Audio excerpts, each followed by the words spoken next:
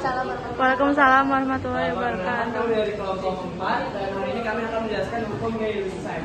Dan sebelum itu izinkan saya mengenalkan kelompok saya. Perkenalkan, nama saya Kevin Sutopi. Saya Syarul Fatih, saya anak Agung, saya Muhammad Tristan. Saya Nita Hairani, saya Kaisa Naga, dan saya Karita Nabila dari absen 12.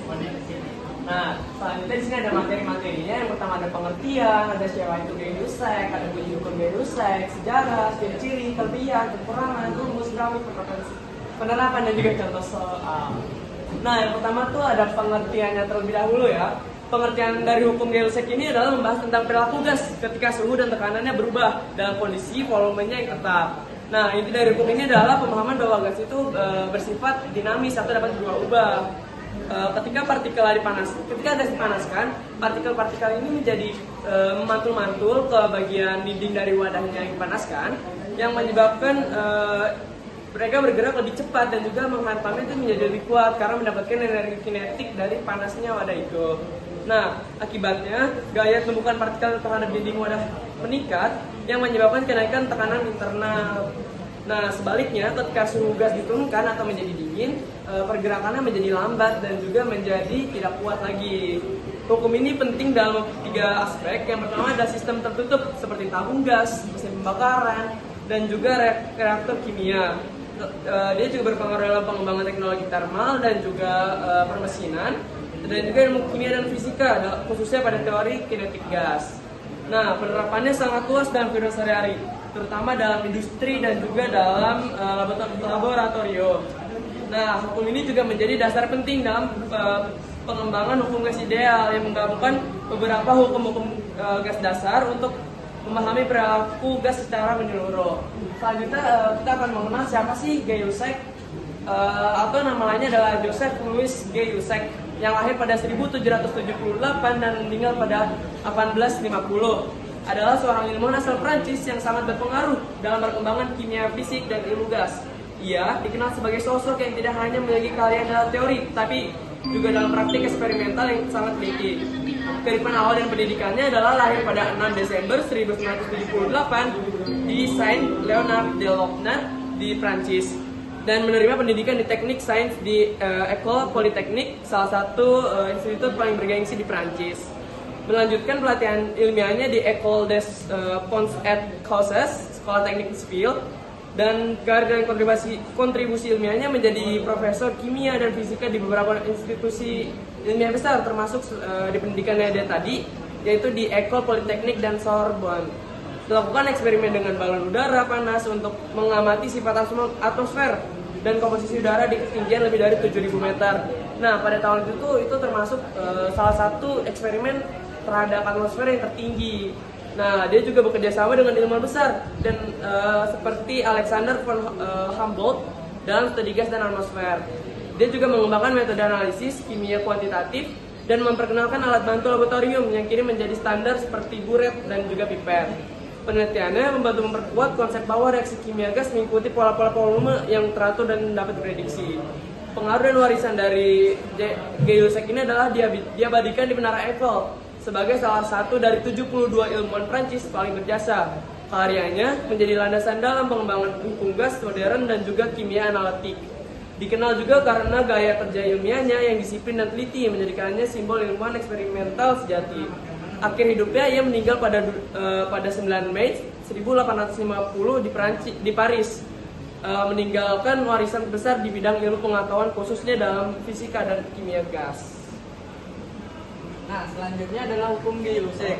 Hukum Gay-Lussac merupakan sebuah hukum yang membahas mengenai hubungan antara tekanan dan suhu dari gas ideal pada keadaan volume yang konstan. Dan bunyi hukumnya itu tekanan suatu gas akan berbanding lurus dengan suhu absolutnya pada keadaan volume yang konstan. Nah, selanjutnya kita bakal membahas mengenai sejarah hukum Gay-Lussac ini. Nah, Joseph Gay-Lussac ini gak langsung dong mencetuskan hukumnya ini, hukum ketetapan volume ini, kayak gak langsung muncul aja di otaknya itu. Pastinya ada tahapan-tahapan yang harus dilalui sama Gay-Lussac ini sendiri. Nah, semuanya itu berawal pada tahun 1802. Nah, pada tahun ini, kimiawan asal Prancis ini menemukan hukum pemuaian gas oleh panas.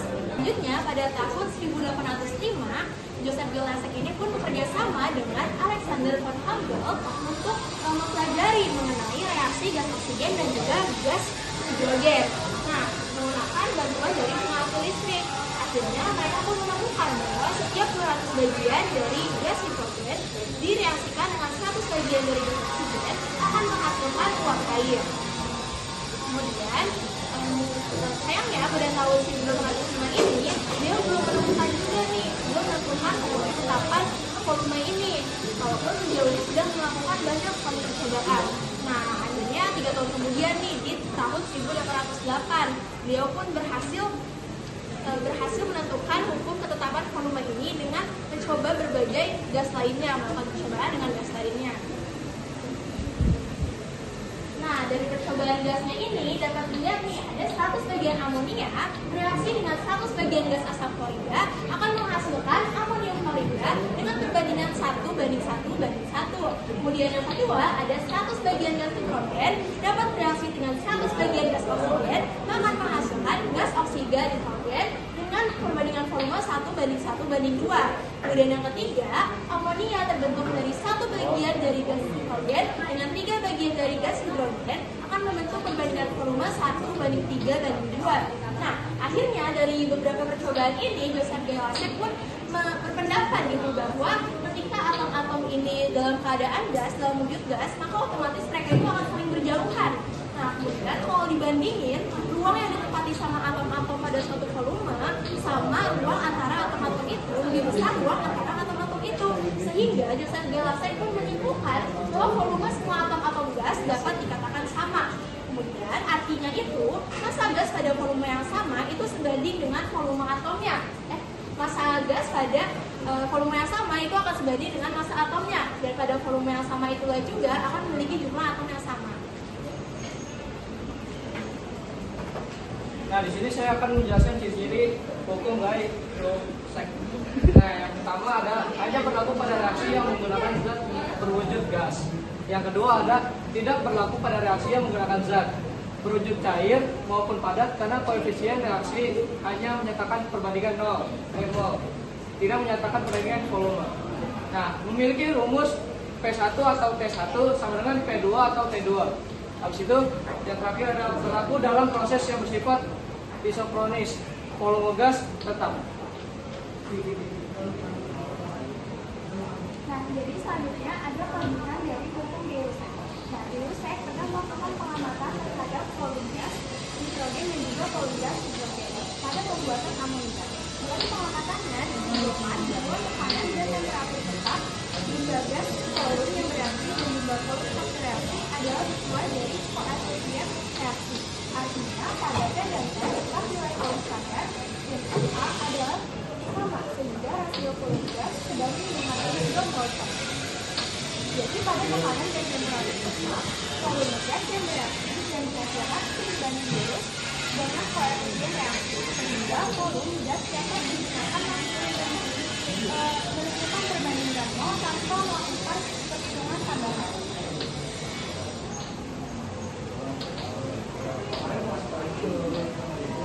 Selanjutnya ada kekurangan hukum Gay-Lussac. Jadi kekurangannya itu ada dua. Yang pertama bukan untuk gas nyata. Nah, hukum Gay-Lussac ini hanya berlaku dengan tepat bila gasnya itu gas ideal dan bukan untuk gas nyata. Dikarenakan gas nyata ini mengalami interaksi antara molekul dan juga volume yang tidak bisa diabaikan.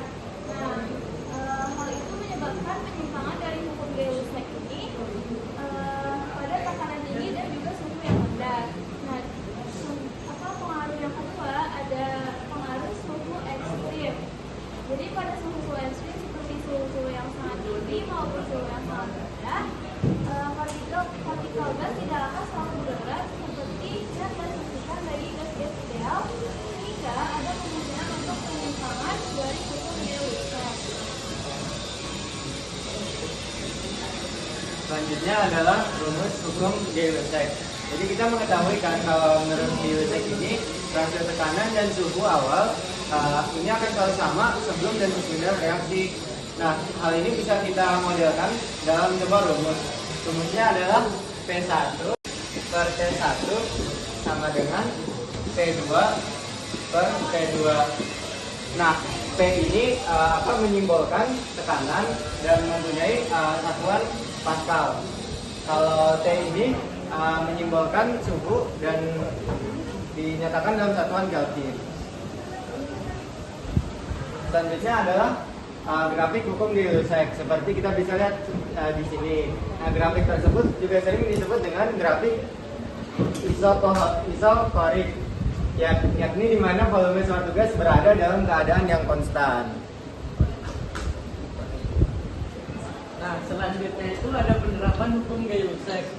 Yang pertama, penerapan di panci presto. Ketika suhu kompor dinaikkan, tekanan di dalam panci juga akan naik, sehingga daging pun akan lebih cepat matang. Hal ini sesuai dengan hukum Gay-Lussac, di mana kenaikan suhu berbanding lurus dengan tekanan di dalam panci pada volume tetap. Yang kedua, di penerapan kaleng soda, jumlah gas yang larut dalam cairan minuman soda tersebut akan berbanding lurus dengan tekanan gas terhadap cairan minuman soda. Yang ketiga, ada penerapan di botol atau kaleng aerosol. Ketika kita melempar salah satu atau kedua benda tersebut ke dalam api, akan menyebabkan tekanan gas di dalamnya mengalami peningkatan sehingga terjadi ledakan. Yang keempat itu rice cooker. Saat kita menyalakan rice cooker, maka suhunya akan mengalami peningkatan yang akan berbanding lurus dengan tekanan gas di dalamnya.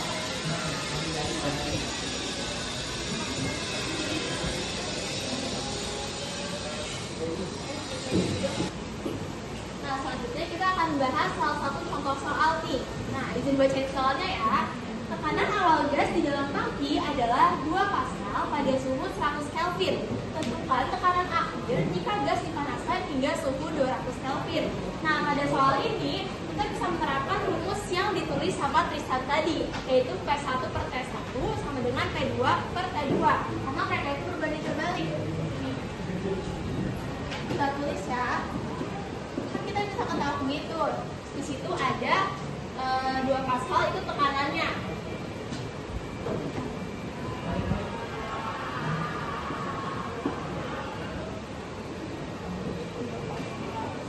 Kemudian 100 Kelvin itu suhunya atau temperaturnya. Jadi kita tulis T1-nya itu 200 Kelvin, 100 Kelvin. Dan kita juga diketahui salah satu temperaturnya itu juga ada 200 Kelvin. Berarti T2-nya itu sama dengan 200 Kelvin. Kemudian kita gunakanlah rumus yang udah di-mention tadi, yaitu ditanya itu kan tekanan akhir jika gas dipanaskan hingga suhu 200 Kelvin. Berarti yang ditanya itu sama aja kayak P2-nya. Kita jawablah pakai rumus yang tadi, yaitu P1 per T1 sama dengan P2 per T2. Terus kita masukin aja lah angkanya ke sini. Kita udah tahu P1-nya itu 2 Pascal, kita tulis 2. Kemudian T1-nya kita udah tahu juga, yaitu 100 Kelvin. Kita tulis sama dengan P2-nya itu yang ditanyakan, yang harus kita cari. Makanya kita tulis lagi P2. Per T2-nya juga udah diketahui ya, yaitu 200 Kelvin. Kemudian kalau misalnya udah kita masukin angkanya kayak gini, langsung aja kita kali silang. 2 dikali 200 dan juga P2 dikali 100. Sehingga kita kalikanlah di luas kiri sama di luas kanannya. Kita dapatkan 2 kali 200 itu 400 dan P2 kali 100 itu sama dengan 100 P2. Nah, supaya kita temuin nih P2-nya ada berapa, maka kedua ruas kita bagikan dengan 100. Atau bisa langsung kita pindahin aja nih. Si 100-nya itu jadi per 100. Jadi 400 per 100. Kita pindahin yang tadinya di sini ke bawahnya 400. Nah, dari sini kita bisa lihat aja nih. Bisa langsung hitung. 400 bagi 100. Ini kita bisa coret nolnya. Sehingga didapatkan 4 bagi 1 itu hasilnya adalah 4.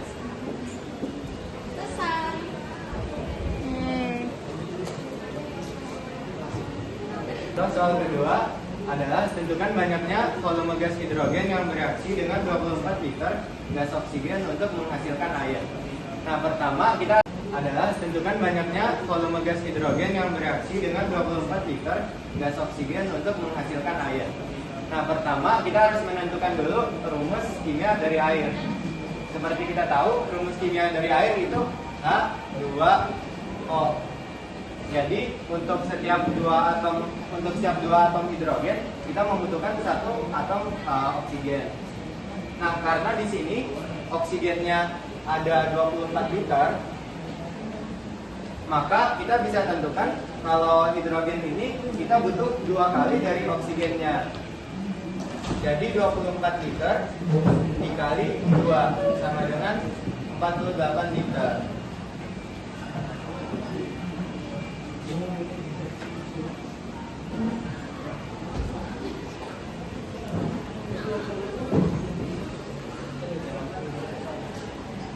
Oke, mungkin sekian dulu presentasi yang saya sampaikan. Sekarang saya akan membuka sesi tanya jawab. Mungkin ada teman yang ingin bertanya. Silakan angkat tangan. Silakan perkenalkan diri. Oke, nama saya Sendang Sitati. Jadi aku mau nanya, tadi itu perbedaan gas ideal sama gas nyata itu apa ya? Terima kasih.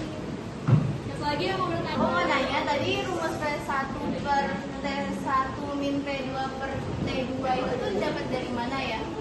Kayak hubungannya sama teorinya.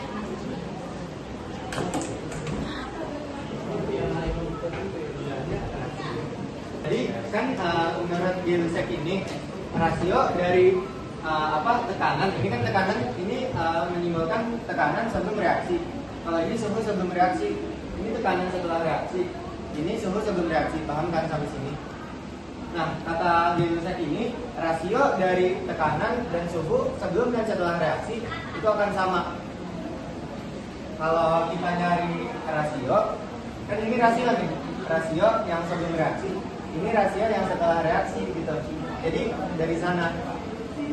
Jadi kayak mirip-mirip teori yang kecepatan 1, kecepatan 2 sebelum berubah gitu kan. Jadi itu berarti sebelum berubah gitu kan? Ya sebelum mengalami reaksi.